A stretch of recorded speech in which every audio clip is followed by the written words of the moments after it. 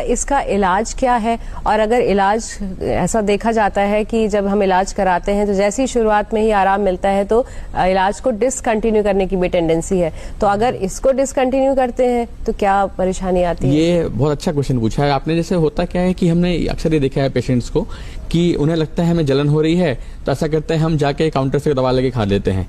तो मतलब उन्हें ये भी नहीं पता कि वो इन्फेक्शन है कि नहीं है, तो कहाँ पर है, कितना सीवियर है, एंटीबायोटिक का कोर्स क्या चलेगा।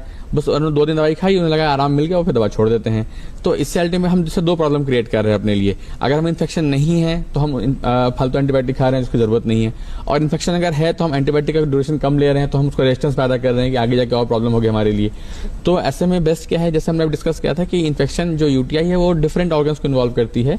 अगर सिंपल यूटीआई है जिसमें सिंपल ब्लैडर या इन्वॉल्व होती है जो कि मोस्ट कॉमन है, उसके लिए सिंपल एंटीबायोटिक से भी काम हो जाता है। और फीमेल्स में तो हम कई बार सिंगल डोज या 3 दिन या 5 दिन का ही मिनिमम कोर्स देते हैं, उसमें पेशेंट ठीक हो जाते हैं। लेकिन अगर कॉम्प्लिकेटेड यूटीआईज है और अगर मेल्स में मेल पेशेंट यूटीआई जब होता है तो उसको हम कंसिडर एज कॉम्प्लिकेटेड। तो इन पेशेंट्स में पहले तो हमें इवेल्युएट करना पड़ता है कि यूटीआई हुआ क्यों, क्योंकि अगर हम नहीं करेंगे तो फिर चांस अगली बार फिर हो जाएगा इनको। तो पहली इवेल्युएशन जरूरी है क्यों हुआ, और इसके जो ट्रीटमेंट है वो वेरी करता है from 7 days to 3 weeks to कई बार 4 weeks 6 weeks भी एंटीबायोटिक देनी पड़ती है, डिपेंडिंग इन्फेक्शन कितना सीवियर था, कहाँ लोकेटेड था। किडनी में था तो लंबी एंटीबायोटिक चलती है, अगर सिर्फ ब्लैडर में था तो एंटीबायोटिक का कोर्स कम से भी काम हो जाता है।